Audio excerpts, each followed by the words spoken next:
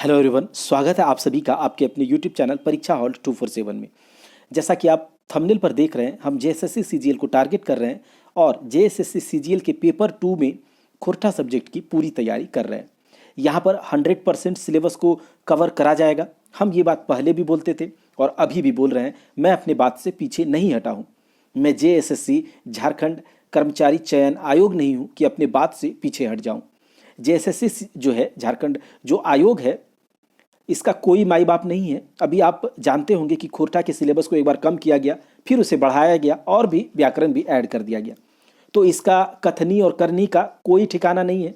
लेकिन आपको क्या करना है, अपनी कमर को अब कस लेना है, अपने कथनी करनी को एक करके दिखाना है। बिन हमने पहले भी बोला था कि बातों से लड़ाई नहीं जीती जाती, आपको रातों को जगना होता है, दिन रात एक करना होगा और पढ़ाई करना होगा। आपके साथ हम हैं, 100% सिलेबस को कवर कराएंगे। कैसे करवाएंगे ये मेरे ऊपर छोड़ दीजिए। ये आपको ये समझना है कि आयोग हमें गिराने की कोशिश कर रहा है, तो हम गिरेंगे भी, गिर कर उठेंगे, उठकर और दौड़ कर दिखाएंगे आयोग को और झारखंड सचिवालय में एक सीट अपना पक्का करेंगे। तो अगर आप जहां हैं, घर पर बैठे हैं, घर पर बैठ के आप हमारे साथ बने रहिए, तैयारी में लगे रहिए। मैं एक स्ट्रेटेजी वीडियो भी लाऊंगा जिसमें पेपर 3 की भी एक शानदार स्ट्रेटेजी आपके सामने लेकर आऊंगा। आपके साथ केवल स्ट्रेटेजी ही नहीं लेकर आऊंगा, साथ ही साथ 60 दिन आपके साथ बना रहूंगा। 60 और या 70 दिन की स्ट्रेटेजी में मैं आपको पूरा पेपर 3 में 150 क्वेश्चन जो है कवर करवा कर दिखाऊंगा। तो चलिए हम खोरठा का जो है सिलेबस किस तरह से कवर करेंगे ये आपको थोड़ा सा बता देते हैं। देखिए, इसमें कहानी के संग्रह में 3 कहानियां दिया गया है, सोंद माटी, छायर और एक कहानी है, खोरठा निबंध है। 10-10 खोरठा निबंध में 10 निबंध है, छोटा छोटा निबंध है। एक एक दिन में 4, 5 या फिर 3 ऐसे करके अपलोड कर देंगे एक ही वीडियो में। 2-3 कहानी को समझा के, कहानी तो है, सुनना ही तो है। एक बार नॉर्मल मोड में सुनिए और दोबारा दोगुना मोड में सुन के खत्म कीजिए कहानी, समझ लीजिए, उसके बाद एमसीक्यू लगाइए, हो जाएगा, कोई दिक्कत नहीं है। आज हम सोंद माटी कहानी संग्रह में खूब कहानी को पढ़ेंगे और देखेंगे कि इसमें क्या है। अब हम जब कहानी संग्रह को पूरा खत्म कर देंगे तब उसके एमसीक्यू को लेकर आएंगे। पूरा एमसीक्यू एक बार में, 100, 150, 200 एमसीक्यू एक बार में लेकर आएंगे। 2 या 3 दिन में एक कहानी के बुक को खत्म कर देंगे, एक कविता के बुक को खत्म कर देंगे और उसके बाद जब पूरा खत्म कर देंगे तब उससे रिलेटेड सारा एमसीक्यू लेकर आएंगे। अगर आपको ये रणनीति अच्छी लगी तो आप कमेंट करके बताइएगा। और चलिए हम लोग देखते हैं सोंद माटी कहानी संग्रह में खूब कहानी को और देखते हैं इसमें क्या है। पूस महीना के दिन अंधेरक बेरा कनकन सिलोही बोहे लागल है। कहता है पूस महीना का दिन था।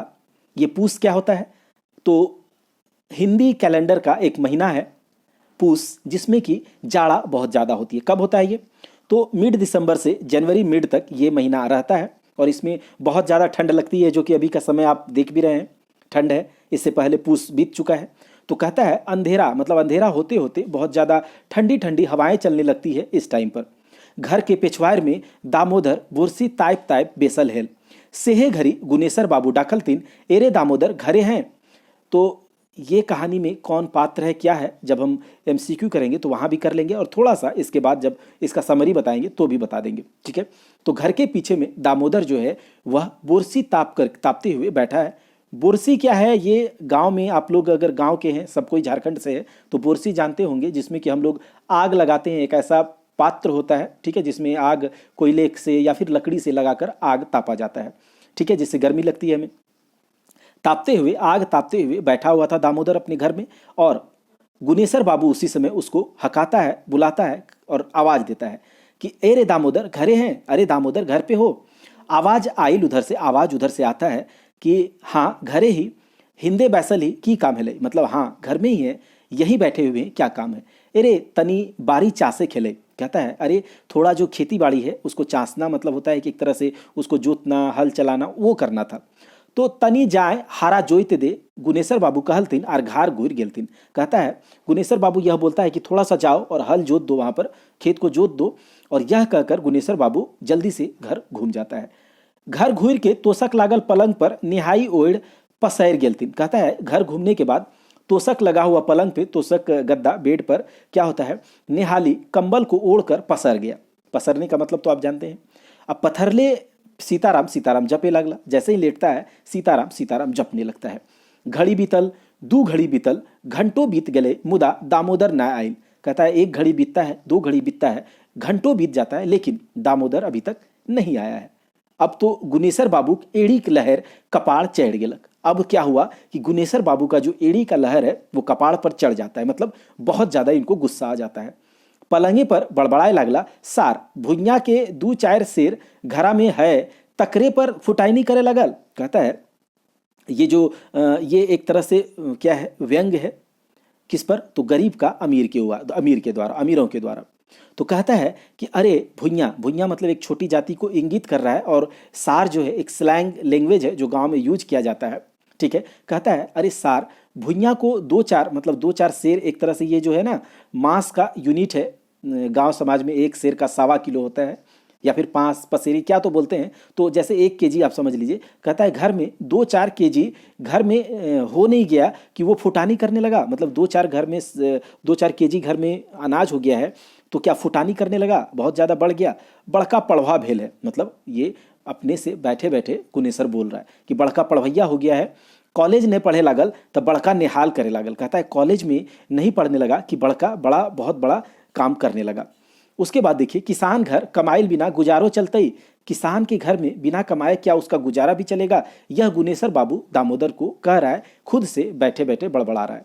घर में भूजल भांग न आ एने ओने टांग, 4 गो कुरय पहले है उधार, खैलक और चलल है बाबू बने। कहता है कि घर में खाने को अनाज नहीं है और इधर उधर टांग कर रहा है, मतलब इसका कभी इसके कभी उसके, उधार कर्जा खा करके अपना जिंदगी चलाता है और चला है बाबू बनने, मतलब सेठ बनने। हार जोते के नावे कलपतर जोरे है, अच्छा अच्छा बचा बुझेबो। कहता है कि हल जोतने के नाम पे क्या कर रहा है कि बहानेबाजी कर रहा है। अच्छा अच्छा मैं तुम्हें बुझाऊंगा, पता चला दूंगा। तो एक वो ये कहते हुए तुलसीदास अपन रामायण में ठीक है लिखलती हैं। कहता है तुलसीदास जो है अपना रामायण में ठीक ही लिखा है, ढोल गवार शूद्र पशु नारी ई सब ताड़न के अधिकारी। यानी कि ढोल गवार शूद्र, ये जो है यहाँ पर एक तरह से अच्छा नहीं बोला गया है। यहाँ पर कुछ समाज के एक वर्ग को नीचा दिखाया गया है, लेकिन हाँ इसको हम नहीं मानते हैं। चलिए फिर भी कहानी में बोला गया है तो करना है। ढोल गवार, गवार यानी मूर्ख, शूद्र छोटे जाति को इंगित कर रहा है, पशु जानवर, नारी स्त्री, ये सारे के सारे जो हैं ताड़न के अधिकारी हैं। डांट डफट के रखने लायक है, इन्हें मारते रहने का अधिकारी है। मतलब इसको क्या है, अलग ही रखो, डांट डपट के मार पीट के ही रखने का ये अधिकारी है। एहे बड़बड़ेते घार से निकल के दामोदर घार दने मोहेड़ गेला। यही बड़बड़ाते हुए जो गुनेसर है दामोदर के घर की ओर मुड़ गया। दामोदर घर जैसे ही गेलत देखे, दामोदर घर जैसे ही गेलत देखे हत कि दामोदर कॉलेजे जायले सपरल है। दामोदर का घर ये जैसे ही पहुंचता है तो देखता है कि दामोदर जो है कॉलेज जाने के लिए तैयार हो रहा है। सपरल मतलब तैयार होना। दामोदर एक सपरोही देख के उनखर मांस जरे लागलई। दामोदर को तैयार होते हुए देख करके उनका मांस, उनका खून जलने लगता है। इतना ज्यादा वो गुस्सा करने लगता है कि अब कहता है ढोढाई सुठलत, मतलब बहुत ज्यादा चिल्ला के बोलता है, शर्म लागे हो कि नहीं रे, हार जोते छोड़ कॉलेज जाए लगल है। कहता है कि शर्म उरम नहीं आता है, हल जोतने तुमको बोला और तुम कॉलेज जाने लगे। कॉलेज पढ़िया, पहले पेट के जो मीड़ कर ले, जहां तो खाड़ा है ओहो हमरे जमीन है। कहता है कि एक काम करो, कॉलेज में पढ़ना कोई दिक्कत नहीं है, कॉलेज पढ़िया, कॉलेज में पढ़ो कोई दिक्कत नहीं, लेकिन पहले अपना पेट का तो जुगाड़ कर लो। जिस जगह पे तुम खड़े हो वह भी मेरा ही जमीन है। ई जमीन में हमर पुरखा तोर बापेक बसल थुन। कहता है यही जमीन पर मेरा पूर्वज जो है तुम्हारे बाप को बसाया था। जो यदि हमीन घरे नाय काम धाम करबे तो हमर जमीन छोड़ दे।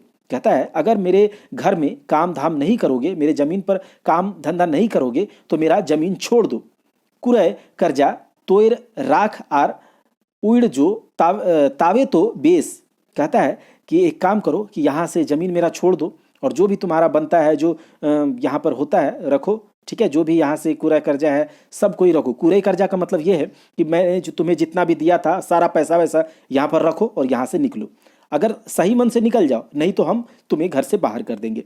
असल भुइयाँ है तो हाड़ कूट के कमो धमो आर अजवायर दिन ले मछरियों खोखरा मार। कहता है कि अगर तुम असल भुइयाँ हो, यहाँ पर एक जाति को इंगित कर रहा है कि कहता है ना कि असल, कोई भी जाति को कहता है अगर असली ये हो असली वो हो, तो वही कह रहा है कि अगर असल भुइयाँ हैं तो अपने हाड़ कूट के, मतलब हड्डी को कूट कूट के अपना इतना, यहाँ कहता है कि खूब चूर के मेहनत करो, कूट के मेहनत करो, बहुत ज़्यादा मेहनत करो और जाओ कमाओ धमाओ और आज दिन से मछलियों वगैरह मारो और उस तरह से खाओ। पढ़ाई कोनो हंसी ठाठाना है, मतलब पढ़ाई कोई मजाक का चीज़ नहीं है।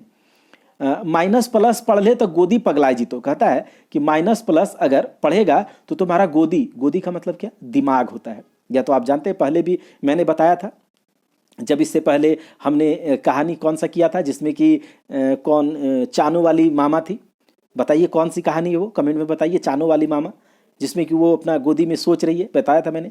तो गोदी पगलाए जी तो आरो कुछ कहलती तकर पहले, मतलब और कुछ वो बोलता उससे पहले दामोदर घर से बहराए गेल आर घूर के गांव नाय आवे क्रिया खैलक। कहता है और गुनेसर कुछ बोलता उससे पहले जो है दामोदर घर से निकल गया और गांव कभी भी नहीं आने का वो कसम खाता है। दामोदर 7 भाई में सब ले छोट रहे, दामोदर 7 भाई था, उसमें सबसे छोटा कौन था, दामोदर ही था। ओकर बाप गुरदयाल राम गाँव एक जमींदार घर जिंदगी भर खाइट मोरल। कहता है उसका जो बाप कौन था, सेवक कौन है, एक मिनट देख लेते हैं। इसका जो बाप था गुरदयाल राम, याद रखिएगा, यहाँ पर पूछा जाएगा कि दामोदर के पिताजी का नाम क्या था, तो गुरदयाल राम।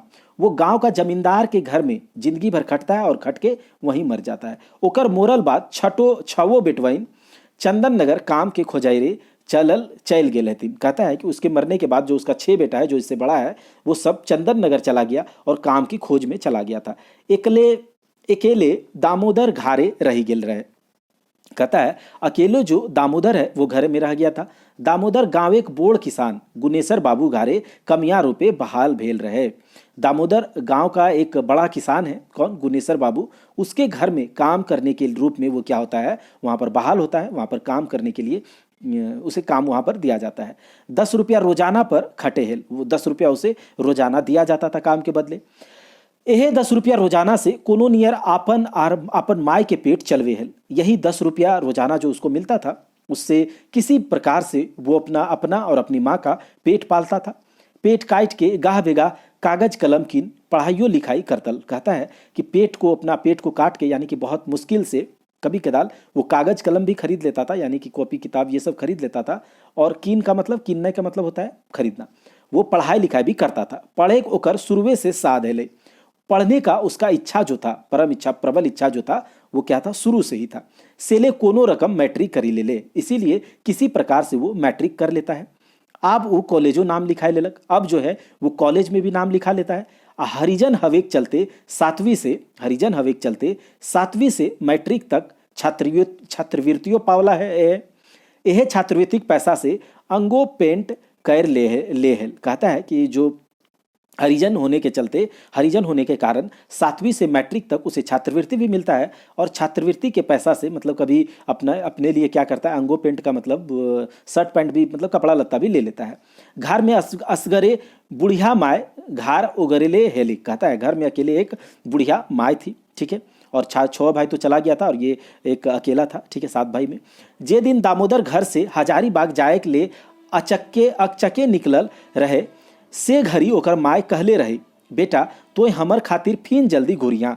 कहता है जिस दिन दामोदर अपने घर से हजारीबाग के लिए अचानक से निकल जाता है, उस दिन उसकी माँ ने उसे बोला था कि बेटा तुम मेरे लिए फिर जल्दी से लौटना, पाकल आम के कोनो विश्वास न कखन जे गिर जाई। कहता है पका हुआ आम का, यहाँ पर ये कहने का कोशिश कर रही है उनकी माता कि मैं बूढ़ी हो चुकी हूँ। एक पका आम बोला जाता है इस तरह से रिलेट करके कि अब तो मैं पक गया हूँ, पका आम का कोई भरोसा नहीं, कब मर जाऊँगा कोई ठिकाना नहीं। माँ के मुंह से ये बात सुन के दामोदर के भैर आंख लोर हो गेल रहे। माँ की ये बातें सुनकर दामोदर का आंख में आंसू भर जाता है, बहुत ज़्यादा आंसू, ठीक है, बहुत दुखी हो जाता है। मुदा गुनेसर बाबू ढोड़सल बात के याद करके पढ़ लिख के एक बेस आदमी बने खूब के चलते मन महसूस कर के रही गेल। यहाँ पर देखिए कहता है लेकिन गुनेसर बाबू का जो वो टिट्स जो वो बात जो उसने बोला था इसे कि यहाँ से चले जाओ ऐसे वैसे, इसको वो पसंद नहीं आया। इसका ये सीधे जाकर अपने उसके उसूल पे लगा और ये क्या किया, उसके बाद से याद कर करके इसने सोच लिया था कि एक दिन पढ़ लिख कर मैं जरूर एक बड़ा आदमी बनूंगा। तो ऐसा आपको भी एक कारण ढूंढना होगा कि किसी भी तरीके से ये सरकार, ये आयोग, घर वाले, गांव वाले, बाहर वाले, दोस्त, दोस्ताइन, सबको दिखाना है। एक कसम खाना होगा कि अब रिजल्ट लेकर रहना है, इस बार जाने नहीं देना है। ठीक है, तो यहाँ पर उसी तरह से हूब के कहानी के थ्रू आपको भी बताया जा रहा है, तो आप भी इस बात को अपने कमर में बांध ले, कमर में खोस ले। ये है। दूसरा यहाँ पर यह है कि जो दामोदर जो है यह सोच लिया था कि पढ़ लिख के एक अच्छा आदमी बनूंगा, और ऐसा करके वो क्या हुआ, उसके मन में था, उसका बात हमेशा याद आता था, तो अपनी माँ की बातें सुनकर इसे दुख भी हुआ, लेकिन मन महसूस कर, मतलब मजबूर होकर के वो क्या करता, कुछ कर भी नहीं पा रहा था। मने मन माँ के प्रणाम कर चलल रहे से दिन, मन ही मन अपनी माँ को प्रणाम किया और ये सोच कर निकला कि मैं कुछ करके ही आऊँगा, और घर से चला गया। हजारीबाग पहुंचल तो काम के खोजारी करे लगल। हजारीबाग जब वो पहुंचता है तो काम के खोज में इधर उधर भटकने लगता है। मुदा ओकर लायक कहीं काम नाय भेटल कहता है, लेकिन उसके लायक कहीं भी कोई काम नहीं मिला। तब रिक्शा चलवे काम शुरू करलक। तो क्या करता है, रिक्शा चलाने का वो काम शुरू करता है। सांझे से आधा रात तक रिक्शा चलवे और दिन में कॉलेज करे ओकर रोजीना का रूटीन बन गए। कहता है कि शाम से आधा रात तक वो क्या करता है, रिक्शा चलाता है, और दिन में क्या करता है, वो कॉलेज करता है। यही उसका दिनचर्या बन गया था, यही इसका रूटीन बन गया था। तो यहाँ से देखिए, अगर आपके मन में एक दृढ़ निश्चय होगा कि करना है, तो कित लाख कठिनाई आ जाए आप करके रहेंगे। और एक स्ट्रेटेजी, एक रूटीन, एक मार्गदर्शन की ज़रूरत होती है, एक सजेस्टेड, एक बहुत ही अच्छा एक बुक लिस्ट की ज़रूरत होती है, जो कि मैंने आपको बताया था। और अभी थोड़े देर में एक मैं वीडियो आपको दूंगा, और उसके बाद डेली टॉपिक वाइज भी वीडियो आएगा। तो आप हमारे चैनल के साथ बने रहें, हम आपके साथ रहेंगे, कदम से कदम मिलाकर चलेंगे और रिजल्ट लेकर रहेंगे। चलिए, क्या होता है कि कॉलेज करे के रोजाना रूटीन बन गया था उसका। वही अंधेरक बेराए ले दूगो टिसनी पढ़वे पकड़ ले रहे। कहता है कि जो अंधेरे के, जब वहाँ से शाम को, दिन में कॉलेज करता है, और कॉलेज से आकर दो जो है ट्यूशन भी देता है बच्चों को। अभरी बचर वो बीए ऑनर्स प्रथम श्रेणी पासो करल। कहता है इस साल वो बीए ऑनर्स में प्रथम श्रेणी से पास भी करता है। अपन रिजल्ट के लिए घर घूरल तो ओकर माइक खुशी के ठिकाना नहीं। परेमेक जोरे लोर बहराई गिल रहे। कहता है कि मतलब जो प्रेमवश उसके आंख से आंसू आ जाता है जब वो अपने बेटे के परिणाम के बारे में सुनती है कि इसने प्रथम श्रेणी से परीक्षा में पास किया है। माँ कह लई, बेटा अब एक गो साध है जे तू बेस नौकरी पकड़ ले। कहता है कि बेटा अब एक ही इच्छा है कि एक बहुत अच्छी सी नौकरी तुम पकड़ लो। माँ के आशीर्वाद लेके दामोदर फिन शहर चैल आयल आर अपन धुआं धंधा में लाग गेल। कहता है कि माँ का आशीर्वाद को लेकर वो फिर अब शहर चला आता है और अपना जो धंधा है उसमें लग जाता है। दिन के समय दारोगा कंपटीशन की तैयारी करे लागल, और वो क्या करता है कि इसका तो कोर्स पूरा हो चुका था, ग्रेजुएशन हो चुका था, तो ये काम करता है दिन में और रात में वही रिक्शा चलाता है। दिन का समय में दारोगा की कंपटीशन की तैयारी करने लगा। मार्च महीना में परीक्षों में बैसियो गेल। कहता है मार्च महीना में परीक्षा भी हुआ, उसमें भी बैठ गया। सेकरे रिजल्ट के आसरा में कहीं नौकरी खातिर दौरा दौरी नहीं करल। अब वो परीक्षा में बैठ गया दरोगा के कंपटीशन में, और उसी के रिजल्ट के आशा में वो क्या होता है, कहीं और नौकरी के लिए भाग दौड़ नहीं करता है। माँ एक चिंता के मूड़े राइख कुछ पैसा जमा करे लगल। माँ के चिंता के लिए, मतलब माँ के चिंता से क्या करता है कि कभी पैसे का जरूरत होता है तो कुछ पैसा भी जमा करने लगा। संजोगे के बाद एक दिन रिक्शा लई के घर घूरे ले चलक। कहता है संजोग का बात है कि एक दिन वो रिक्शा लेकर घर को चलता है। डहरे माय खातिर 2 किलो लड्डू और सारी झूलो कीन लेल रहे। ताल पेपर वाला भेटाए गेल रहे। कहता है कि जो रास्ते में अपनी माँ के लिए 2 किलो लड्डू और साड़ी वगैरह भी ले लेता है। तभी एक पेपर वाला उसको भेटा जाता है, रास्ते में ही मिल जाता है। पेपर किने के लिए डाकल, तो पेपर वाला आइल और पेपर दे देलक। कहता है पेपर वाला को बोलता है, अरे ए पेपर वाला इधर आओ। तो पेपर वाला आया और उसको पेपर दे देता है। ठीक है, पेपर उघाड़ के जैसे ही देखे हैं दरोगा बने कंपटीशन के रिजल्ट पर नजर पड़ गई। तो कहता है कि पेपर जैसे ही वो खोल कर देखता है तो दरोगा का जो वो उसने एग्जाम दिया था उसका रिजल्ट देखा कि आ गया है। अपना रोल नंबर वो उसमें देखता है। जैसे ही वो अपना रोल नंबर, आप सोचिए कि आपका जैसे ही सीजीएल का रिजल्ट आएगा और आपका रोल नंबर उस लिस्ट में होगा तो आपको कैसी खुशी होगी, क्या खुशी मिलेगा। वही खुशी दामोदर को अपना रिजल्ट देखकर हो रहा है, जिसमें कि उसने देखा कि मेरा रिजल्ट में नाम है।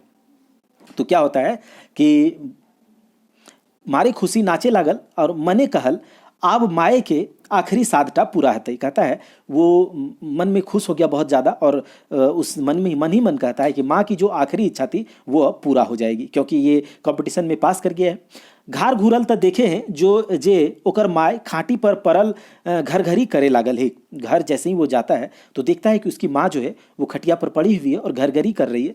घर घरी का मतलब एक तरह से बहुत ज़्यादा बीमार हो गई है, लास्ट टाइम चल रहा है, ठीक है। गाँव घर में ये बोला जाता है कि अब तो घर घरी पर है वो, मतलब अब लास्ट ही है, मतलब मरने पे है, इस तरह का। माई के गोड़ लाइग चाल करल तो माई चाले नाय कर ली। कहता है माँ को प्रणाम करके जब उसको, चाल का मतलब बोलता है, बुलाता है, आवाज़ देता है, लेकिन माँ जो है उसकी कोई आवाज़ नहीं देती है। आँख खोल देख लीक त चीन ले ली कि ओकर बेटा दामोदर ओकर नजीके खड़ा है। आँख खोल के जब वो देखती है तो पहचान लेती है कि उसका बेटा जो है दामोदर उसके नज़दीक खड़ा है। हाथ एक इशारा से कहली, बेटा हमें आप जाए रहल हो, नीके रुक नीके सूखे रहिया। कहता है कि वो हाथ का इशारा दे के कहती है कि बेटा अब मैं जा रहा हूँ, अच्छे से रहना। माँ की दशा देख दामोदर कब से लागलक। माँ की ये जो दुर्दशा, ये जो दशा स्थिति देख करके दामोदर को बहुत दुख होता है और वो कपसने लगता है, रोने लगता है, मन ही मन वो टूट जाता है। मुदा मन के धौर बांध माय के कान तर कहलक, माय हम दरोगा की नौकरी खातिर चुनाए गेल रहियो। कहता है लेकिन वो अपना मन में धैर्य रख के, धीरज रख के, अपने आप को ढाढ़स बंधा के माँ के कान में कहता है कि माँ मैं दारोगा की नौकरी में चुना गया हूँ, सेलेक्ट हो गया हूँ। माँ के आँख खुशी से लोर बहवे लगले। ये खुशी आप अपनी माँ को देना चाहते हैं कि नहीं, तो आप हमारे साथ बनिएगा। आपको जो मैं वीडियो डेली दूंगा वो उसे देखिएगा, कोर्स को, टॉपिक को कीजिएगा, और वो टॉपिक भी मैं करवा दूंगा। और डेली बेसिस पर जो टारगेट दिया जाएगा उसको ख़त्म कीजिएगा, और टेस्ट भी दीजिएगा जो सैटरडे को लिया जाएगा, रिवीजन संडे को। ये सारा कुछ मैं थोड़ी देर में बताने वाला हूँ। फिर उसके बाद क्या होता है कि जब उसकी माँ की आंख से खुशी का आंसू बहने लगता है, अपन हाथ दामोदर के ऊपर राख माय सिराय गेल। कहता है अपना हाथ जो है दामोदर के ऊपर रख के उसकी माँ जो है स्वर्ग सिधार जाती है। घर में दामोदर अस्करवा है गेल रहे, घर में दामोदर अकेले रह गया था। दारोगा नौकरी पकड़ल तो गांव से ढेरे दूर हो गलक। दरोगा का नौकरी जो जब वो पकड़ता है तो गांव से बहुत ज़्यादा दूर हो जाता है। सब कर्जा महाजन से निपटल तो घुर बाच अपन बिहो कर लेलक। कहता है सब जितना कर्जा वर्जा था सबको दे करके जब उससे ख़त्म कर लेता है, निजात पा लेता है, तो जो आने वाला जो अगले साल होता है उसने अपना शादी भी कर लिया। अब तो अपन परिवार संग नौकरिए पर धनबाद रहे लगल। अब अपना परिवार के साथ धनबाद में रहने लगता है। दुख सुख आदमी की जिंदगी में बराबर लागले रहे है, कखनो दुख तो कखनो सुख। कहता है दुख सुख तो आदमी का जिंदगी में बराबर लगे रहता है, कभी सुख तो कभी दुख। दुख में जे आदमी काम आवे ओकर से बढ़ के बड़ आदमी आर कोई ना है। कहता है दुख में जो आदमी काम आए, इसे आप याद रखिएगा कि दुख में जो आदमी काम आता है उससे बढ़कर और कोई आदमी ये दुनिया में नहीं हो सकता है। गुनेसर बाबू अपन परिवार संगे तीरित करेल गंगा सागर गेल रहत। उनखर माय तीरित से घूरे घारी बीमार पैर गेल रहते। कहता है कि गुनेसर बाबू अपने पूरे परिवार के साथ तीरथ करने के लिए गंगा सागर गया हुआ था। जब उधर से तीरथ करके लौटता है तो उसकी माँ जो है बीमार पड़ जाती है। हालत इतना खराब है गेल कि बूढ़ी आव पर ताव है गेले। कहता है हालत इतना खराब हो गया कि बूढ़ी अब तब करने लगी कि मतलब मरने जैसा हो गया। धनबादे आई के गुनेसर बाबू डॉक्टर से दिखैला और अस्पताले भर्तियों कर देल थी। कहता है धनबाद आकर के गुनेसर बाबू जो है अपनी माँ को डॉक्टर के ऊपर पास दिखाता है और अस्पताल में उसे भर्ती कर देता है। 4 दिन में 4000 टका खर्च है गेले, बहुत होता है 4000 उस टाइम के लिए। डॉक्टर कहल जे पेटे के ऑपरेशन करे पड़ते, जल्दी ऑपरेशन ना भेले बुढ़िया बचवे ना पारबे। कहता है कि डॉक्टर उसको कहता है कि बुढ़िया का जो पेट का, उसकी माँ का पेट का ऑपरेशन करना होगा, अगर ऑपरेशन जल्दी नहीं होता है तो बूढ़ी को मैं बचा नहीं पाऊंगा। अब तो बड़का समस्या भेल गेल रहे, अब तो बहुत बड़ा वाला समस्या हो गया। ऑपरेशन में 5000 आरो खर्च बैठते, ऑपरेशन में और 5000 रुपया लगेगा, और कुछ पैसा तो पहले जमा करे पड़ते, कहाँ से तुरंते इतना पैसा आते। कहता है यार बाप ये तो बहुत बड़ा समस्या हो गया, 5000 रुपया भी जमा करना होगा, पहले का भी कुछ पैसा है, अभी कुछ पैसा जमा करना है। वो गुनेसर सोचने लगा इतना पैसा कहाँ से आएगा। यही सोचते सोचते सोच ही रहा था, इतने में दादा कर ले दामोदर पहुंच गया। इतना सोच ही रहा था कि वहां पर दादा यानी कि भैया जो होता है मैंने आपने देखा होगा कि दादा को भैया कहते खोरठा में, ठीक है। तो दादा दादा कहते हुए दामोदर वहाँ पर पहुँच जाता है। पहुँचता है पूछल की बात हलै किले ओखनी हिया ई हालत में बैसलत, कहता है कि पूछता है आने के साथ ही क्या बात है, क्यों यहाँ पर आप इस हालत में बैठे हुए हो। गुनेसर बाबू सब बात कही दिल थी और समस्यो राखल। गुनेसर बाबू उसको सब बात बता देता है और वो जो उसका जो समस्या है पैसे वाला वह भी उसके साथ सामने रखता है। दामोदर ढाढ़स बंधाइले और झट रुपया के जुगाड़ कर देले, कहता है दामोदर उसको ढाढ़स बंधाता है और बहुत जल्दी उसका रुपया का भी व्यवस्था कर देता है। उतने नाय उनकर परिवार सब के आपन डेरा लाइन खूब खातिर भाव करलक, कहता है इतना ही नहीं उसका सारा परिवार को अपने डेरा पे लाके, जहाँ धनबाद में वो रहता था जॉब करता था, वहाँ पर लाके उसका आदर सत्कार बहुत ज़्यादा करता है। डॉक्टर के ऑपरेशन सफल रहल, बुढ़िया माँ बाँची गेलक, कहता है डॉक्टर का ऑपरेशन सफल हुआ, सक्सेस रहा और बुढ़िया जो है बूढ़ी माँ वो बच जाती है। 10 दिन तक अस्पताल में रहल गुनेसर बाबू परिवार समेत घर घुरल। 10 दिन तक अस्पताल में रहने के बाद गुनेसर बाबू परिवार समेत घर पहुँचता है, ठीक है। जब तक उनकर माय अस्पताले रहलिक तब तक उनकर खातिर दामोदर अपन माय नियर फूले फल फूल खिलौरे रहल, कहता है जब तक उसकी माँ अस्पताल में रहती है तो अपनी माँ के जैसे दामोदर उसको फल फूल खिलाता था। दामोदर एक ई उदारता गुनेसर बाबू एकदम से बदल दिलक। दामोदर का ये जो उदारपन्ना देख करके गुनेसर बाबू, आपने देखा गुनेसर का पहले मैंने जिक्र किया था, इस कहानी में जिक्र हुआ है तो वहाँ पर देखा होगा ये किस तरह का आदमी है, लेकिन इस उदारता को देखकर क्या होता है दामोदर का गुनेसर का जो स्वभाव है वो बदल जाता है। गांव पहुँच के गुनेसर बाबू अपन मानसिकता पर बहुत अफसोस करला। गांव पहुँचकर गुनेसर बाबू जो अपनी मानसिकता थी उसकी, छोटा बड़ा ऊंच नीच ये सब देखने वाला, वो अपनी मानसिकता पर बहुत ज़्यादा अफसोस करता है। जिकरा छोट जात कही के तिरस्कार करेला, कहता है जिसको छोटा जात कहकर मैंने तिरस्कार किया था, वो दुराया था, ठीक है, मतलब उसको अच्छे से देखता नहीं था, वही आज मेरा इज्जत बचाया। उ मने भापला जे जात से कोई छोट बड़ नाय हेवे सोबले प्रधान कर्म है। वो अपने मन ही मन इस चीज़ को जान जाता है कि जात से कोई छोटा बड़ा नहीं होता है, सबसे जो बड़ा है, जो सबसे प्रधान है, जो सबसे मुख्य है वह उसका कर्म है। गाँवे जितना पढ़ल लिखल छुआ बढ़ता गांव उतने तरक्की करते। गांव में जितना पढ़ा लिखा लड़का होगा, पढ़ेगा लिखेगा, उतना ही गांव तरक्की करेगा, यह सोचता है गुनेसर। और यह कहानी ख़त्म हो जाता है। यह कहानी आपको कैसा लगा आप ज़रूर बताइए कमेंट सेक्शन में, और आप यह भी बताइए कि किस तरह से खोरठा का सिलेबस को मैं आपके लिए ख़त्म करूँ पूरा का पूरा। देखिए जैसे अभी मैंने आपको कहानी सुनाया, आप कहानी को ध्यान से सुनिए 1 बार 2 बार, और उसके बाद MCQ कहीं से भी लगाइए। व्याकरण भी हम लोग करेंगे। देखिए अप्रैल में ये जो एग्ज़ाम अगर अप्रैल में होता है तो अप्रैल तो अब एग्ज़ाम हो नहीं सकता है, आप इसके लिए निश्चित रहिए। सिलेबस भी खत्म हो जाएगा बहुत जल्द। हम लोग व्याकरण से पहले तक का कौन कौन सी है, साहित्य की अन्य विद्याएं, गद्य साहित्य और पद्य साहित्य खत्म कर लेंगे। टेंशन बिल्कुल भी नहीं लीजिए, हतोत्साहित ना हो। अभी और भी कुछ हो सकता है। आप जानते हैं कि JSSC की कथनी और करनी में कोई मतलब समानता नहीं है, वो कब क्या करे कब क्या नहीं करे। तो इससे आप अपने आप को डिमोरलाइज मत कीजिए, अपने आप को बैकफुट पर मत लेके आइए, हमेशा फ्रंट फुट पे खेलिए। आपके साथ हम और हमारी टीम बनी रहेगी, मैं आपको आश्वस्त करता हूँ। आप अच्छे से पढ़ाई कीजिए, हतोत्साहित ना हो, आपके साथ हम बने रहेंगे। आप अपनी पढ़ाई में लगे रहिए। मैं तुरंत कुछ देर बाद एक वीडियो आपके सामने हाजिर होता हूँ, ठीक है। तब तक के लिए आप पढ़ाई कीजिए। जय हिंद, जय भारत।